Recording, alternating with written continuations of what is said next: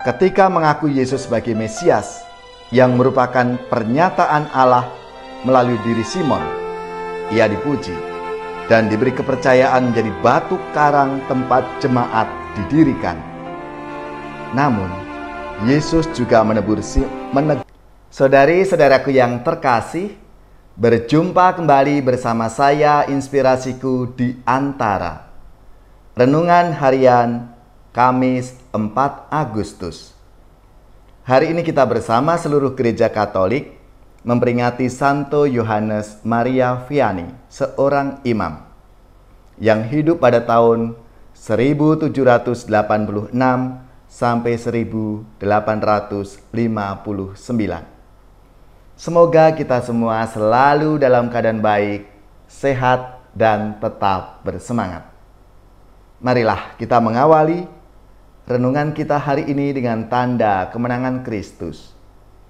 Dalam nama Bapa dan Putra dan Roh Kudus. Amin. Allah Bapa yang Maha Rahim, Santo Yohanes Maria Vianney telah Engkau jadikan imam yang mengagumkan karena semangatnya untuk mengembalakan umat. Semoga berkat teladan serta doanya dan dengan semangat cinta kasih kami dapat menarik saudara-saudari kepada Kristus. Dengan pengantaraan Yesus Kristus Putra-Mu Tuhan kami, yang bersama dengan Dikau dalam persatuan Roh Kudus, hidup dan berkuasa Allah sepanjang segala masa. Amin. Dalam nama Bapa dan Putra dan Roh Kudus. Amin. Inspirasi kita hari ini dari Injil Suci menurut Matius bab 16 ayat 13 sampai 23. Mari kita siapkan kitab suci kita masing-masing.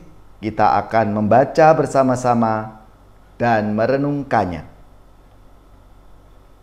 Setelah Yesus tiba di daerah Kaisaria Filipi, ia bertanya kepada murid-muridnya, kata orang, "Siapakah anak manusia itu?" Jawab mereka, "Ada yang mengatakan Yohanes Pembaptis, ada juga yang mengatakan Elia, dan ada pula yang mengatakan Yeremia atau salah seorang dari para nabi." Lalu Yesus bertanya kepada mereka, "Tetapi apa katamu? Siapakah aku ini?" Maka jawab Simon Petrus, "Engkau adalah Mesias, Anak Allah yang hidup."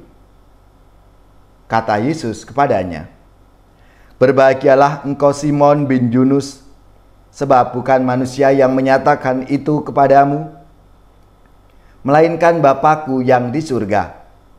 Dan aku pun berkata kepadamu, engkau adalah Petrus, dan di atas batu karang ini aku akan mendirikan jemaat-Ku, dan alam maut tidak akan menguasainya. Kepadamu akan kuberikan kunci kerajaan surga. Apa yang kau ikat di dunia ini akan terikat di surga, dan apa yang kau lepaskan di dunia ini akan terlepas di surga." Lalu Yesus melarang murid-muridnya supaya jangan memberitahukan kepada siapapun bahwa ia Mesias. Sejak waktu itu, Yesus mulai menyatakan kepada murid-muridnya bahwa ia harus pergi ke Yerusalem dan menanggung banyak penderitaan dari pihak tua-tua, imam-imam kepala, dan ahli-ahli Taurat, lalu dibunuh dan dibangkitkan pada hari ketiga. Tetapi Petrus menarik Yesus ke samping dan menegur dia, katanya, "Tuhan, kiranya Allah menjauhkan hal itu. Hal itu sekali-kali tidak akan menimpa engkau." Maka Yesus berpaling dan berkata kepada Petrus, "Enyahlah iblis.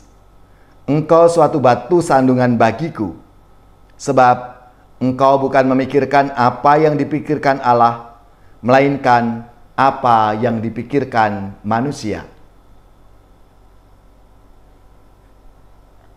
Demikianlah sabda Tuhan. Terpujilah Kristus. Saudari-saudaraku yang terkasih, selamat dan profisiat untuk gereja, paroki, lembaga-lembaga dan saudara-saudara yang hari ini 4 Agustus pesta nama Yohanes Maria Vianney. Semoga semangatnya selalu memberi inspirasi dalam hidup dan karya pelayanan kita. Dalam sabda Tuhan hari ini, Yesus meminta para muridnya untuk mengungkapkan secara eksplisit, "Apa katamu, siapakah aku ini?" Iman Kristiani bersifat relasional, lahir dan tumbuh dari pengalaman diselamatkan oleh Allah. Ada sesuatu yang menarik. Simon Petrus dipuji sekaligus dikecam ketika mengaku Yesus sebagai Mesias yang merupakan pernyataan Allah melalui diri Simon. Ia dipuji dan diberi kepercayaan menjadi batu karang tempat jemaat didirikan. Namun, Yesus juga menegur Simon sebagai batu sandungan ketika ia membela dan melarang Yesus menyerahkan diri untuk menanggung penderitaan. Karena di sini Simon Petrus tidak siap untuk ikut menderita bersama Yesus.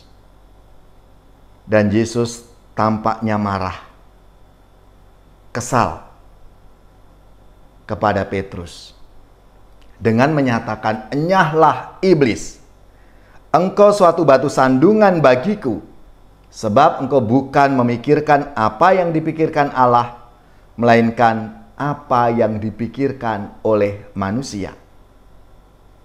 Hal ini disebabkan Petrus tidak menghendaki Yesus sebagai Mesias itu mengalami sengsara, wafat, dan bangkit.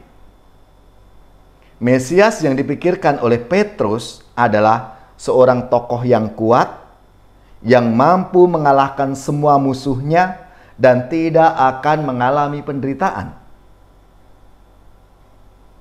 Saudari-saudaraku yang terkasih, pribadi Petrus yang seperti itu mungkin juga menjadi gambaran diri kita, yang seringkali kita kurang memahami apa yang menjadi kehendak Allah. Padahal sebagai seorang beriman, kita diharapkan untuk selalu memahami dan hidup berdasarkan kehendak Allah itu. Kita perlu rendah hati dan mengalahkan diri, karena apa yang diinginkan dan dikehendaki Allah itu seringkali berbeda dengan kita, bahkan bertentangan dengan keinginan dan kehendak kita. Untuk itu, kita perlu mendasarkan hidup kita pada kehendaknya. Sebagai pengikutnya, hendaknya kita mengutamakan dan memperjuangkan kehendak Allah dalam hidup kita, baik di tengah-tengah keluarga, lingkungan, dan masyarakat kita. Meskipun hal itu tidak mudah untuk bisa kita mewujudkan dan mengikuti apa yang menjadi kehendak Allah dalam diri kita. Marilah saudara-saudariku yang terkasih, kita punya teladan Yohanes Maria Vianney yang begitu tekun setia melaksanakan apa yang menjadi kehendak Allah dalam hidupnya. Ia menjadi seorang imam, pastor paroki yang rendah hati, yang sungguh mau melayani umatnya, mewujudkan kerajaan Allah yang mengampuni lewat sakramen tobat yang ia terimakan untuk umatnya. Saudari-saudaraku yang terkasih, marilah seturut teladan Yohanes Maria Vianney, kita semua diajak untuk semakin mewujudkan iman kita dengan menyadari dan melaksanakan apa yang menjadi kehendak Tuhan dalam hidup kita. Allah Bapa yang Maha Rahim, semoga kami semakin mampu memahami dan menghidupi apa yang menjadi kehendak-Mu dalam hidup sehari-hari, serta kuatkan kami untuk mengalahkan segala keinginan dan kehendak daging kami.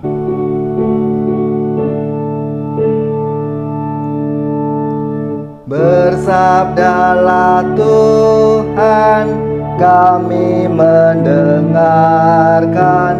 Bersabdalah Tuhan, kami mendengarkan. Pada sabda Tuhan, kami akan patuh.